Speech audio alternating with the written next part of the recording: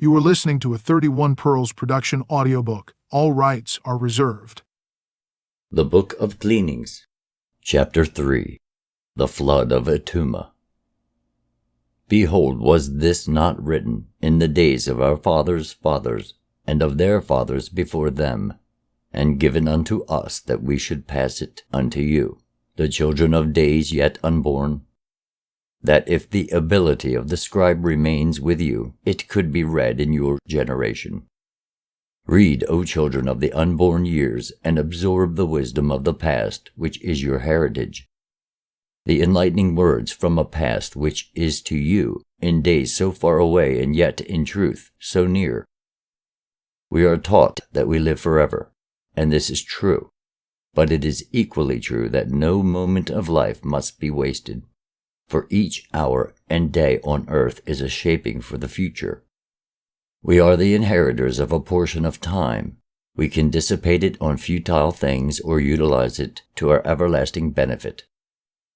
In the days of our fathers, before barren teachings clogged the thoughts of men, and vain, formal ritual built a wall which obscured understanding, men walked in the light of truth.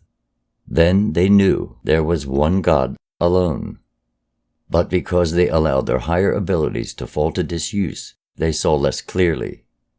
Because he appeared in different aspects, they thought he was many. Now in our days God has many varied forms in the eyes of men, and each declares he alone knows the true name and likeness of God. Here all men fall into error, though all have spoken truly according to their understanding. But truth can never bow to the limited understanding of man. The comprehension of man must expand to grasp it.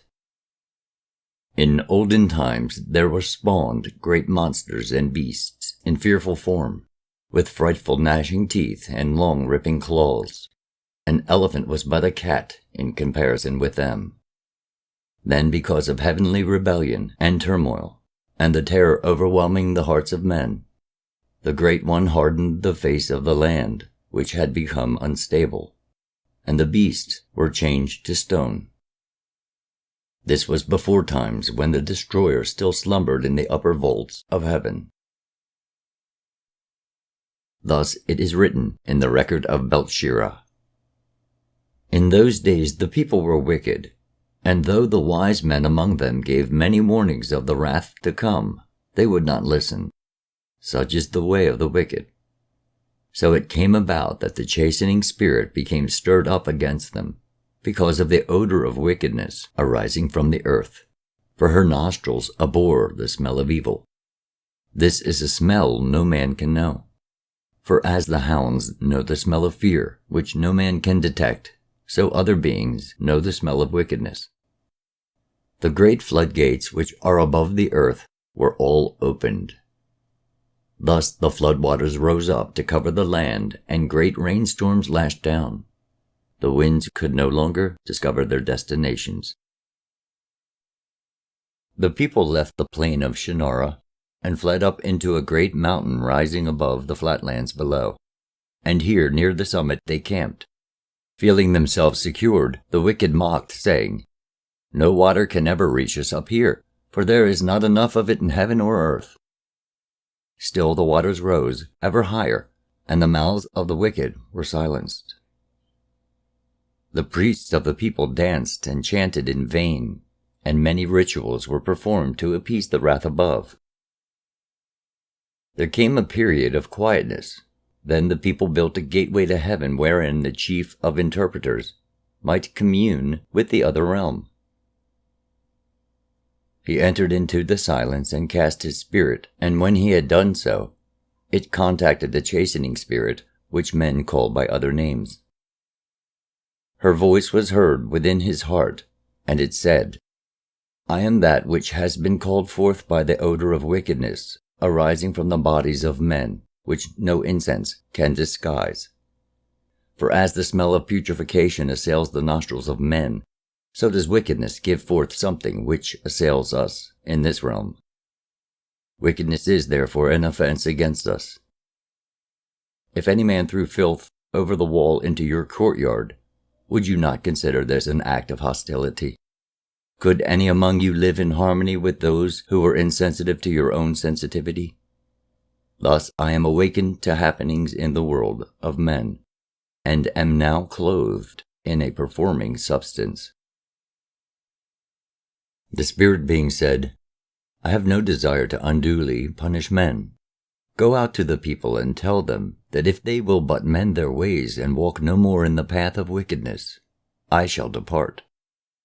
But when the chief of interpreters returned to the people, he found them fearful and distraught, clay in the hands of false priests, devotees of the baleful gods. The false priests were crying out for a sacrifice to their gods, and had seized Annas, a young man more handsome than any other, a messenger and runner between cities. Then, though they whispered fearfully among themselves concerning the deed, the people had seized Nanua, handmaiden of Eloma, the enlightened one, whose life was dedicated to Elana, for she had cried out curses upon their heads when the young man was taken. Nanua and Annas were held by the false priests, and about them surged the great mass of the people. And though the chief of interpreters raised his voice, it went unheeded. Then the mass of the people moved down to the water's edge, and there they stopped, while the priests shouted prayers to the gods raging above. All the heavens were darkened with great rolling clouds, and there were high winds and lightning about the mountain top. The people rent their garments, the women wailed, and men struck their forearms. Annas was beaten with a club and delivered to the waters. Then as he who wielded the club turned towards Nanua, she said to those about her, Let be, I will deliver myself to the waters. For if I must be sacrificed, I would be a better sacrifice so given. Then she went down to the waters, but as her feet entered, she drew back from the cold, dark, watery depths before her. But as the one who wielded the club moved forward, a young man, Shiluet the scribe, a man of quiet ways, neither handsome nor strong in body, pushed forward and, taking her by the hand, went down into the waters with her. The waters had risen high, and men shared the place where they stood with wild beasts and with sheep and cattle. But now the tumult quietened, and the waters drew back. Seeing this, the people shouted praises to the baleful gods and cried out, Great are the mighty gods, and great their holy priests. The chief of interpreters went sorrowfully apart, hiding himself, for now he was fearful for his life. When the waters had subsided, he cast his spirit and entered into communion with the chastening spirit. And he said, Shall I also enter the falling waters as a sacrifice? For life is now futile, as I am without God or honor. The Great One answered, Men see in events the things they wish to see. They cannot interpret only according to their understanding. The waters rose to their limitations and did not fall because of the needless sacrifices. The powers above may ordain events to chasten men, but more often such events are challenges and tests. However, divine intervention is rare indeed. These priests follow another, a longer path, but they too condemn wickedness, and they too point the way to the truth, though that way may be indirect and beset with hazards. So whether they or you reach the ears of the people, the odor of wickedness will be diminished. Divine ends are achieved by diverse means, and the eyes of few men are open to see either the means or the end. Life is never futile, but your sacrifice would be. No man can lose his God, for he is always there. But the prestige of a man because of that God, such prestige is a worldly thing of little real value. How do you know whether you have lost or gained? Events of the moment cannot be weighed in the moment, but can be assessed only by the judgment of the years. Only eternity knows whether this or that was good or bad, a gain or loss. Then the Great One opened the eyes of the chief of interpreters, so he saw beyond the earthly border into the realm beyond. Behold, he saw Annas, who had been strong and handsome on earth, and now he was something not pleasant to gaze upon. He saw also the true beauty of Nanua, who is now a being of dazzling loveliness. And beside her was Shaluat, who had always loved her secretly, and he was now glowing with youth and handsome as Helith. The chief of the interpreters then understood that evil could be transmuted into good, and that men had little knowledge of the true nature of things. Upon the mountain there is now a grove of trees, and a temple built in the form of a circle of white stones, where the people remember the day of their deliverance. But what they recall and what happened are not the same, nor is the cause in their minds the true cause. They say, "We are the children of Atuma, who saved us."